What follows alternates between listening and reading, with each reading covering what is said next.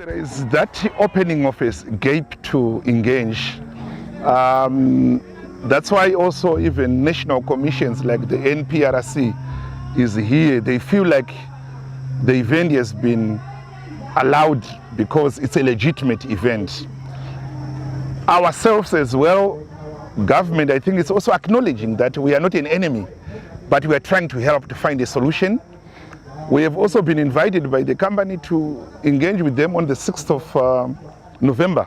We'll be at a platform where the company will be engaging with civil society and the community. So in terms of platform for engagement, yes, we are making progress, but the things that are brought up by the community now, they need to be actioned, and I think that is where we still have a problem, in that people are just talking. We don't want this to be talk shows. We want to come back next year. The road that we used, it must be tarred. We want to come back next year and see classroom blocks and see tangible benefits rather than people sitting, celebrating, playing music, and we go and things remain the same. We don't want to see that. We are here in Marange again in 2019. We were here in 2018. You know, every time when you move within a period of time, you'll expect that you'll find a movement from one stage to the next stage.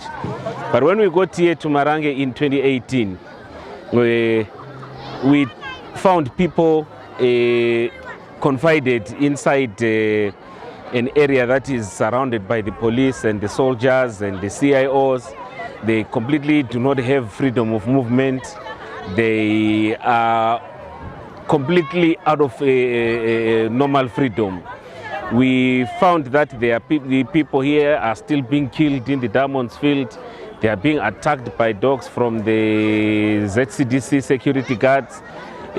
People are still being wantonly arrested and charged with all sorts of funny charges by the police, and they are being searched and for diamonds.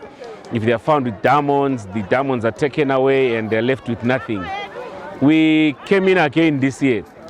The situation is still the same. The people in Marange still do not have their freedom of movement. The deployment of soldiers and police has instead almost doubled. We still hear reports of people being attacked by dogs. We still hear reports of people being wantonly arrested and beaten by the soldiers. So we are saying this situation cannot be allowed to continue. We will have these commemorations year in, year out to remember the 300 people that were killed when the government moved in to move people out of the diamond fields. But the important thing is, as we commemorate those that were killed in 2006, what are we doing to prevent these current occurrences of violence at the hands of the soldiers and the state security? What are we doing in terms of stopping the current lack of freedom of movement of the people of Marange?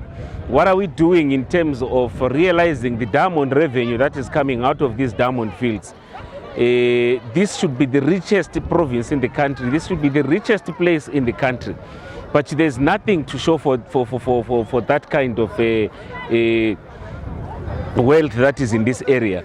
You go to places like Orapa in Botswana, you can tell that they are a diamond mining area. But with Marange, you cannot tell that there's any diamond at all in place.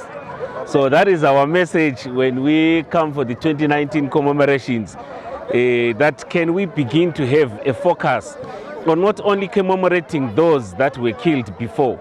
Let us begin to work towards solving the current situation to stop any further recurrences in terms of human rights abuses in the Marange area.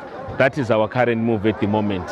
I'm just happy that the number of national organizations supporting this event is actually growing.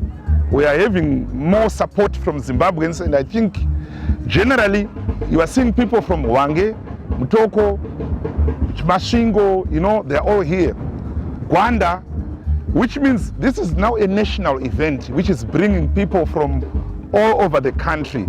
And we hope to do the same thing in many mining areas around Zimbabwe, so that communities begin to fight for a stake in the extraction of their natural resources. They need to benefit.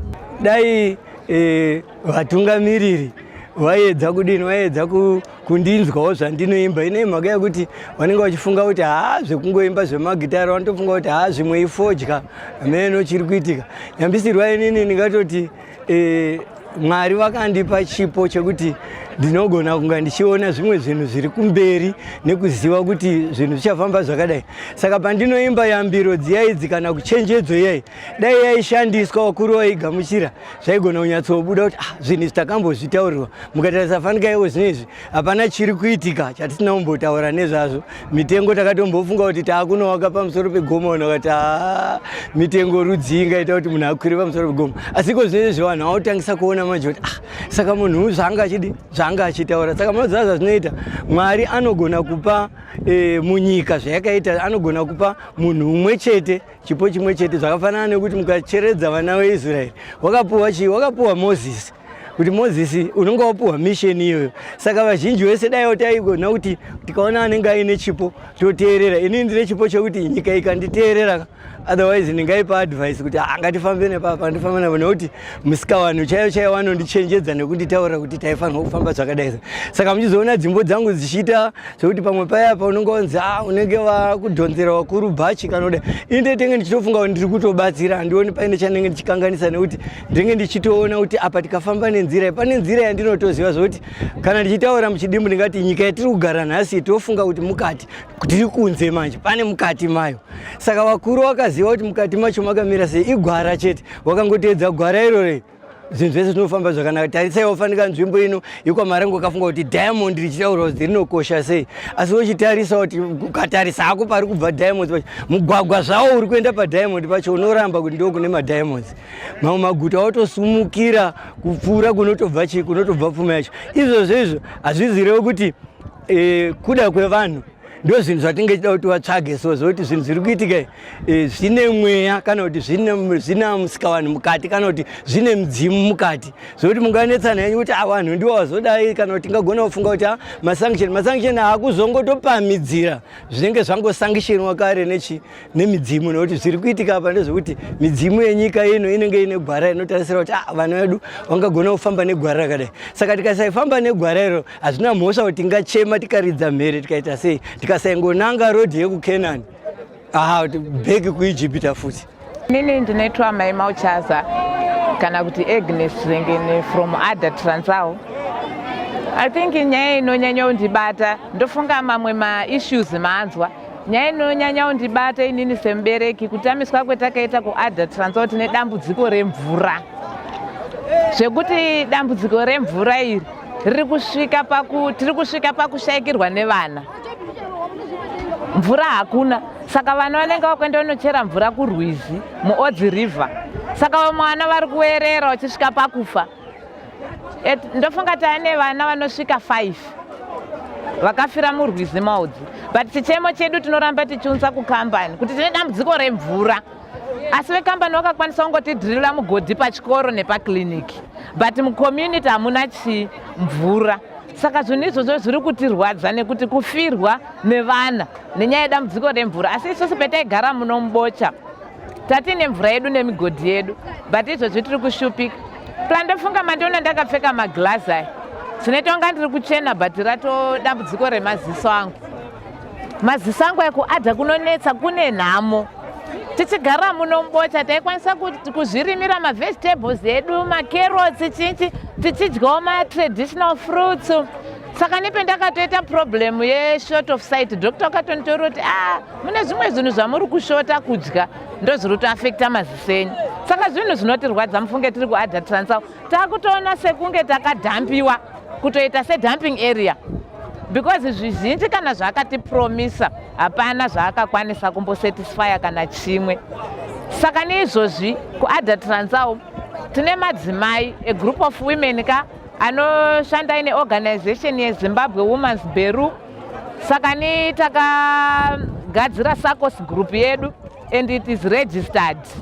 Saka nitakamboisawo chichemo kuMarange Zimunya mafanzi eMarange Zimunya tichiti dai akwanisa kutibatsirawo kuti tiwanewo pekushandira.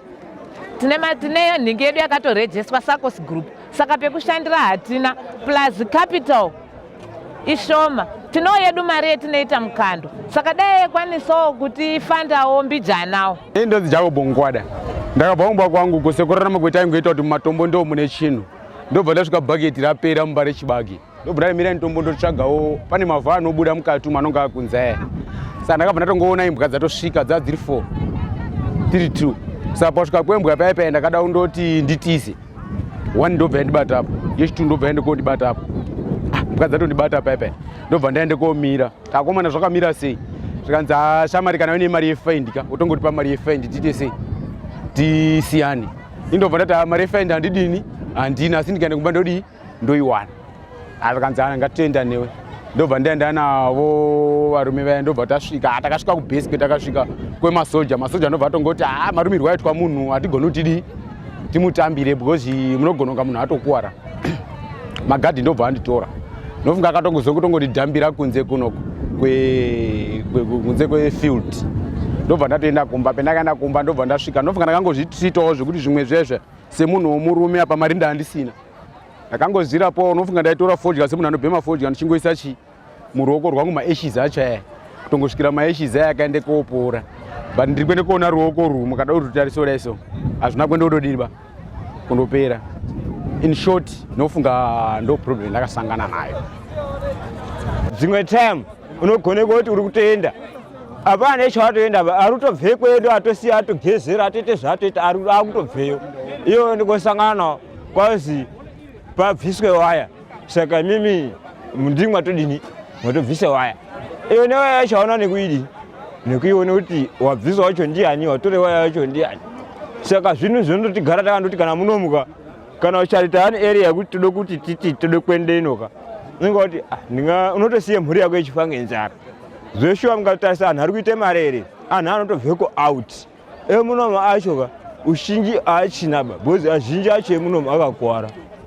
Ngenyaya dzemukatu. Saka munhu waundozwa kuti nhingo yakafuwa ngepfuta akafa. Kwati ina handishadini? Handishandiyo. Ozi nhingo wazosangana nembwa warumwa.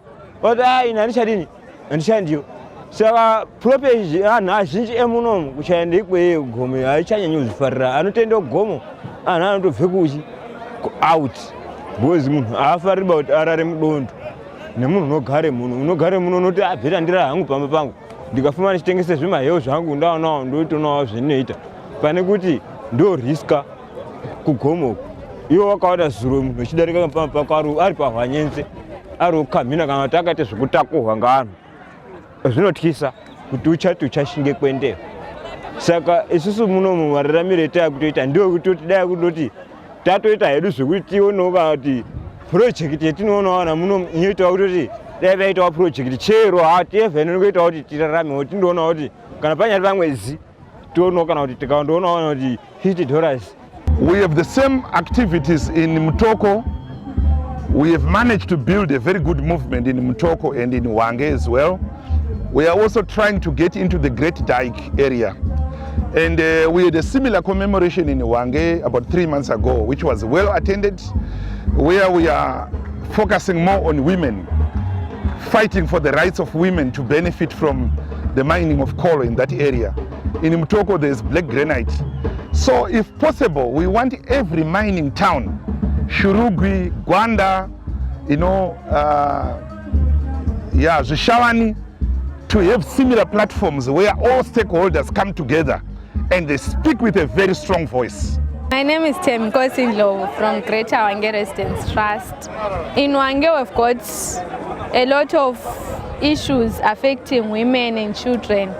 For instance, a lot of women are faced with challenges of water and sanitation because we do not have clean and safe water for drinking. The company is just 42 kilometers away from the Zambezi River, but the infrastructure, the water infrastructure is dilapidated in such a way that the company cannot draw water from the Zambezi to Hwange town. So the community rely on sources of water from boreholes, which is not clean. The water is contaminated and polluted by the mining activities. Then also the youth are affected by unemployment because there are a lot of mining companies in Hwange, but they do not employ locals. So the youth are not employed, and there is a lot of prostitution happening because of that. Urombo idambudziko rekuti rinogona kugadziswa kana dai chiri chirwere chingagona kurapika. Asi zvaakuitika manje ndezvekuti kana taakutadza fanika ikozve ndikataura nedambudziko riri munyika rekuti vana chiremba vacho avakutoramwa vachiwautoramwa basa. Saka vakapfuma vane mari anogona kungokwira ndege achitonorapwa kuna ana chiremba. Saka isusu varombo manje takutoona kuti ndokupera kwacho kwataitaura kuti vanogona kuti sezvo urombo husina kupera unogona uchipedza varombo nekuti mukatarisa manje urombo hausi kupera. Saka varombo vari kupera nekuti haanawo mari yekukwirawo ndege kuenda kunorapwa apa vana chiremba kuchipatara hakuna. Saka anenge ari madimikirasi tichitoona kuti patichasvika apa varombo ndiwo vachapera because yaye mikono chete chete, survival of the fittest ndiye yasara, itsisi varombo hatopera. To the community of Marange, I would like maybe the people to have one voice, at least engage the companies that are here, so that at least they have a hospital or a school, for example, and maybe some clinics for development. If they were listening to the concerns of the people in the area, there should be an improvement year in, year out, but instead things are getting worse, which means that government is more concerned about itself gaining the revenue from the diamonds, not at all about the community, not at all about the people of Marange. So government needs to really improve if they want to tell us a story that they are a listening government. Otherwise, we don't see any of that in this regard at the moment. Havana kutombosununguka music yese yanenge ndabudisa vachifunga kuti pamwe nyika inganzwa igobatsirika nazvo vanobva vatofunga kuti kuda ndiri kutuka vakuru. Asi inini pandiri yenhasi vakatondishedza ndotoenda ndichimhanya, handisi kuvatuka, ndinotoda kuvaonawo kuti nditaurawo zvandinoziva. Saka handinenge ndisingamboni chakaipa pakati pavo neni, ndotoda kana kuti unogara iko kustate house ikoko hapana chandiyombotya, ndopota ndichitaura ndiri ikoko ndisati ndaimba, ndingatorashuwira izvozvo. Okay, mataura maproblems akawanda muri kuona panapa paMarange, asi kuenda mberi mukuda kuti zviitwe sei? Aiwa, apa taungokumbira nzeve dzevakuru chete kuti dai vanzwawo zviri kudiwa, kuti kana tapuwa pfuma iyi nemidzimu tinoishandisa negwara ripi kuitira kuti midzimu itizarurire, nokuti zviri kuitika izvi togona kufungira kana kuti uyu ndiye muroyi, uyu ndiye azodaiwo dai, asi kwete hazvisirizvo. Musikavanhu chaiye chaiye haasi kufara. Saka apa midzimu yakatsamwa. Aiwa, matsamwira acho dai zvazviri izvi zvaitsva. Ndopandiri kubvunza kuti saka mudati from here zviitwe sei? Amene zvamatouya kudai pamwe mungangonotaura kuti tatineinzwa zvaari kutaura apa, pamwe vanobva kuti zvakari serious muri chiedzwa, mungoedza kubatsira kuti no tatinei munhu uya kwamutara ari ngodawo kuonaiwa kuri chimboitai kuti ambodini amboyo. Ndakatombofunga kuti pamaadvisors ayanzi pane ari kuadvisa president kati oma pashaya ngotiwo chimbotoraiwo saere nimbotiwo chovhere mbichana wambonzwa kuti zvinoshanda here kana kuti hazvishandi. Wongoedza kana zvisingashandi wanoregedza, wambozviedza wanditi ndiyo shure yangu ye. Maguva tizo wakuda kutanga kuchitaurirana nevakuru dialogue yanga ichitaura. Dai pakangoita kuti wachipanga semuimbo wedu uyaiwo aiwa ndoenda ndichimhanya. Chaizvo zvamuda kuvaudza ndezvipi?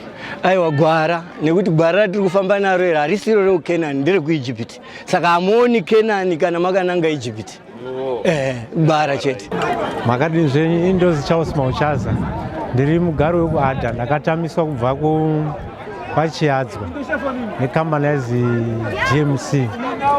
Saka pakuenda kwetakaita kwaChiadzwa taidambudziko rekuti maconditions ariko kuAdha Transao zvinhu zvatakasvika tisina kuprepare.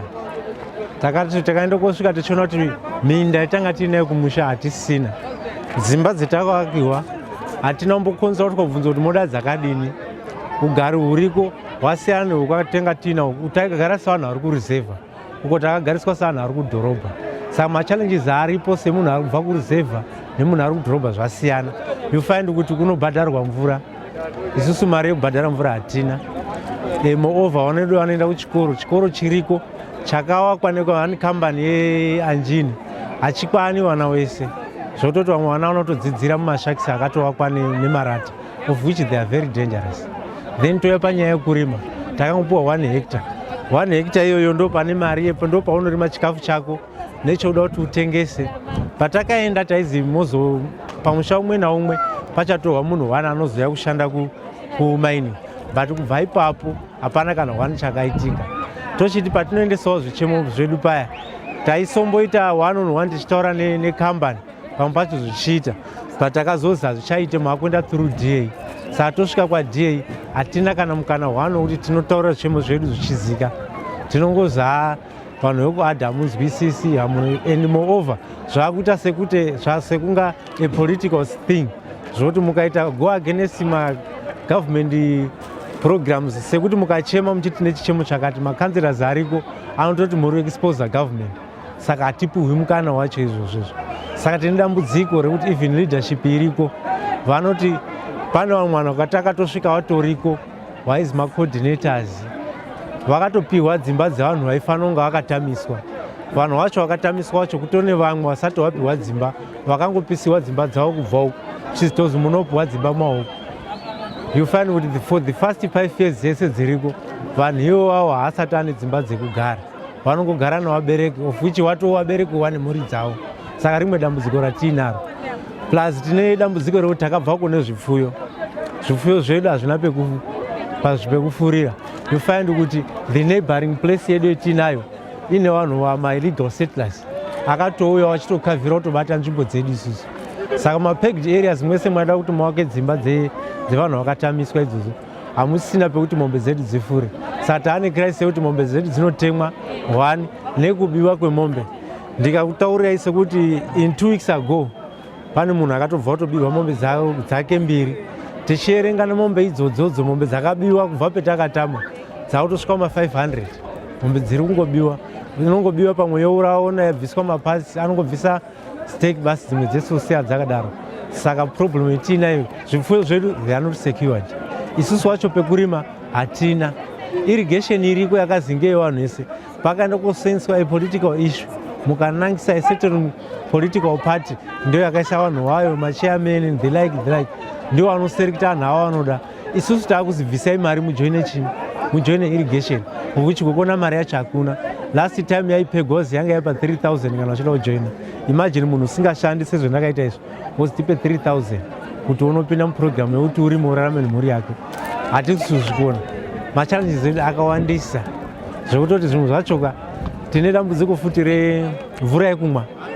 Mvura yekumwa ezvinezvi nekuenda kurita magezi inobva matepe yacho inombovharwa, pamwe pacho zvinozi mune chikwereti. Isu taifungidzira kuti sanhu akabva kumushaka dai hurumende yatizwisisa panyaya yemvura yongotserera zvibhorani zvetinongoshandisa pasina kubhadhara, then kana yamaintenance tinoonawo zvekuita. Manje yekuti magetsi hakuna, magetsi anobhadhara, zvinoti zinwa inonga ichida mari yayo, zesa inoda mari yayo. Saka tinotozi tine chikwereti hachitomboperi. Toenda kukambani tibatsire kubhadhara chikwereti, kambani inombotaura kuti dzimwe dzenguva hatina mari, pamwe pacho yomboti ane mari, pamwe yombobhadhara for 2 months. 2 months dziya dzikapera mvura yavharwa for the next month, pamwe poita 3-4 months pasina mvura. Saka ndipo rimwe dambudziko retinaro rakakura zvototi nhau yedu pautano hwedu chaiko zvinotimirira musha.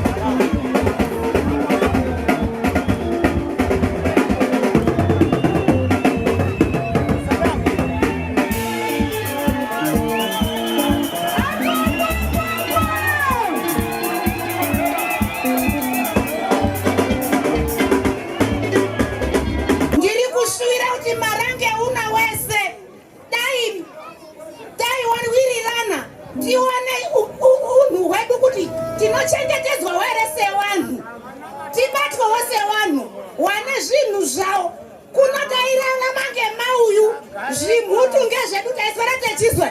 Zvikazi vanhu vane urombo nenhamo. Saka nhasi unopfumi huya hwatavhurirwa uyawo. Ndimbuya nehanda nababa Gubi. Titi tirarame titsvare tirarame. Tabva tazi fambai mufambe. Tinofamba tichiende piko tiri wagari wedu uno. Tionaiwa vanhu waye tiri vanhu vanofema. Tinodawo chewiri kumhuri dzedu dzetiri kubereka idzi kuti dzizoerenga kuti muna makachehwa zviwanikwa zvedhiamond platinum asi hatina tiri kurarama ngehuruwa chete. Pamusoro pehuruwa tiri kuurawa zvisina mwero ende taurawa kazhinji hasi kutaura yekumaini titaura yemunhu wari kufushira mumakomba. Zvinoreva kuti munhu une kodzero yake areka kuti munhu unokosha. Munhu unokosha. Munhu asimbwa. Vanhu vamaini ngatiite vanhu vane kodzero yavo. Nhasi unaiti ndiri kuchame kodzero kumhuri dzetakazvara. Senini hangu mai Mutambara ndinoti kwanhasi ndode kurarama asi chishuwo changu chiri mumhuri dzetakazvara. Kuti ramangwana rinenge ari papi kana zuva rechisvika apa anodomborarama sei nezvinhu maomere zviri kuite kudai. Inini ndinochema ndechiti tinodawo chewiri kubve mumadhiamonds ari kucherwa muruwanzi mwedu. Hausi kucherwa ukwabako kuAmerica, uri kucherwa machiadzwa mukwada wati Marange. Saka mozotiona tafa here kuti kune vanhu. Hatifaniri kusirima kuonda zvichehwa zvirimo. Wanodya chikuta chooneka netsanga mitumbu yechidai. Nhasi unoti iri kurwadziwa. Mwoyo wangu chishuwo changu ngechekuti tipewo chewiri. Izvo zvinangisai kunze kune mhare, hakuna mvura, hakuna chikafu. Maini ngaitipo kana chikafu madzinge medzi zvakapoite pada zvezvi zvinotipe kunyaradzika kwakanaka.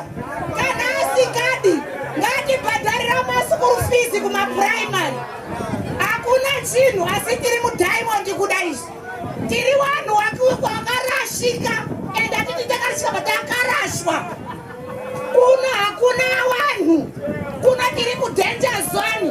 Neupenyu hwedu tindari mudanger zone. Ndokuti tiri kumarinda. Hatifaniri kuizwa vanhu akafamba. Ngatipepuke mabacha waye.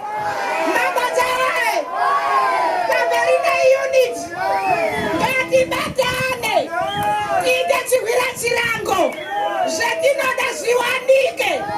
Tikatsapurana nekunyamba. Hakuna chatinoona kororo.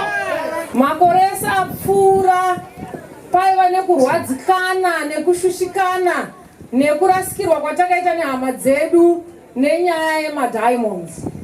Asi nhasi tiri kuti hatirambi tichichema. Zvinotidzorera kumashure. Takafirwa, takaviga vatakaviga. Ngatinyaradzanei tichiti ngatichemei tine tariro.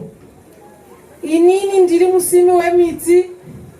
Tine organization inonzi Environmental Body Zimbabwe. Tashanda muno mumarange nemaschools akati wandei pakusima miti. Shoko ramu nderekuti madhiamonds anopera zvambotaurwa kuti kuJoburg hakusisina gold, but Joburg ichiripo. Madhiamonds muno achapera, asi tisusu vanhu vemarange ticharamba tiri muno. Tiri kuitei nenyika yedu. Handitika ndisati ndakonsinya ndoda kuti timboimba tidzidzisane zvatinoimba kwedu kwatinosima miti. Handitika ehe tine songo yatinoimba tinoda kuti tibva tazobatsirana kuimba. Handiti tikachera gomba tosima muti iye wobva wakura. Zvaita tikachera gomba tosima muti iye wobva wakura. Ngatichimba tese tikachera gomba tosima muti iye Wova wakura. Vana baba muri mega. 1, 2, 3, go. Tikasima gomba.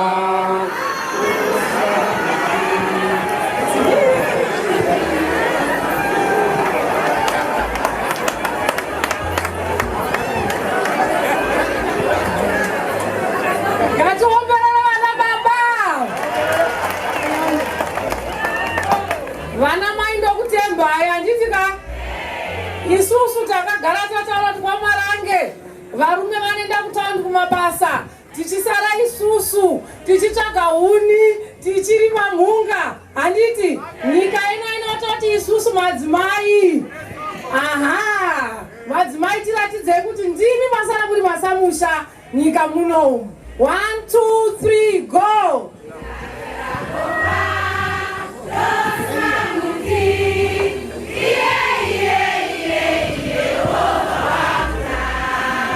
1, 2, 3, go.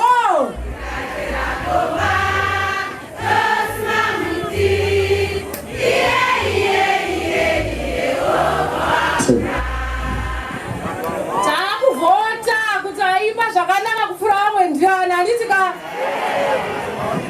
Voti inonzi so kana kuti so.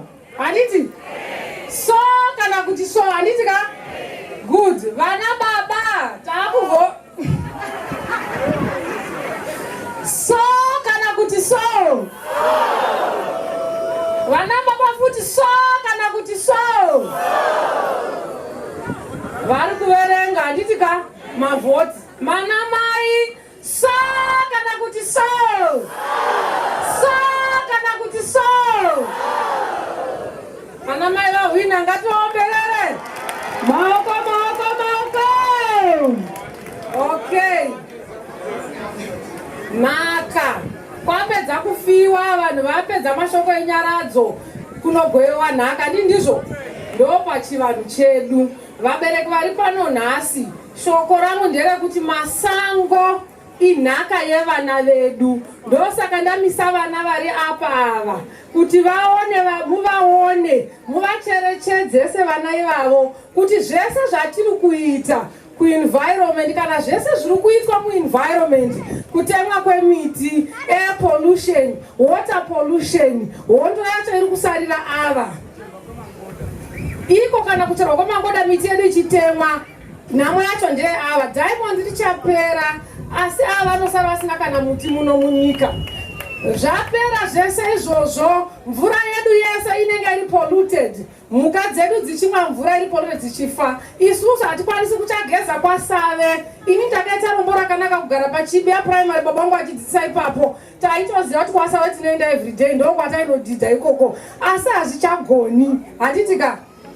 Ngatibatsirane kusima miti, ngatibatsirane kuchengetedza masango. Mwana uyu ari apa mukamusimira mumango kana mukotopeya, musi wamunofa anosara achiti mai vangu ndinovaonera apa. Hondo yevanhu vatema kuti vafa vanosiyira vana zvikwereti, vanosiyira vana nhaka yakaita mamvemve. Muri mubereki rudzii anovenga mwana kusvika pakumusiyira environment yakadai gwenga. Vabereki vekuMaranga hatina kudaro, takangwarira. Ngatibatsirane kusima miti, ngatibatsirane kuchengetedza mvura yedu. Ndo shoko randinaro nhasi. Naka inhaka rudzii yamuri kusiyira vana venyu. Handitika? Muti watida kusima nhasi, tiri kupinda munext program yekusima miti. Tiri pano tida kusima miti 2. Muti wataka kusima nhasi ndo wekuti reconciliation neunity. Ngatibatanei, ndo thimu iri pano nhasi.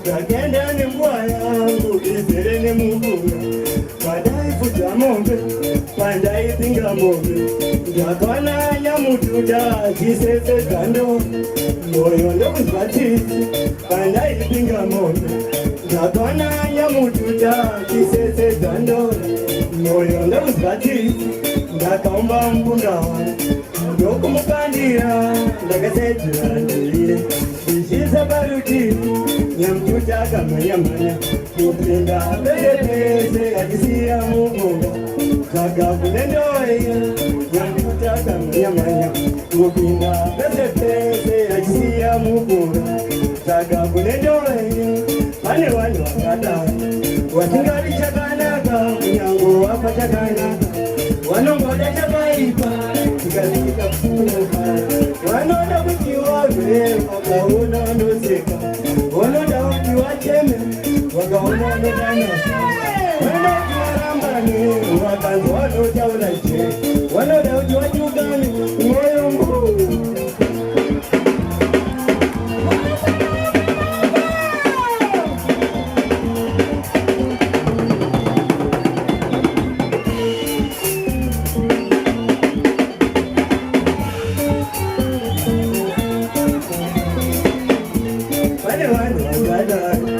vasingadi chakanaka kunyango wapa chakanaka vanongoda chakaipa tine vanhu vakada vasingadi chakanaka kunyango wapa chakanaka vanongoda chakaipa vakasvika panonofara vanoda kuti vanwe vakaona vanoseka vanoda kuti vacheme vakaona vanodana zvavo vanoda kuti varambane vakanzwa vanotaura je vanoda kuti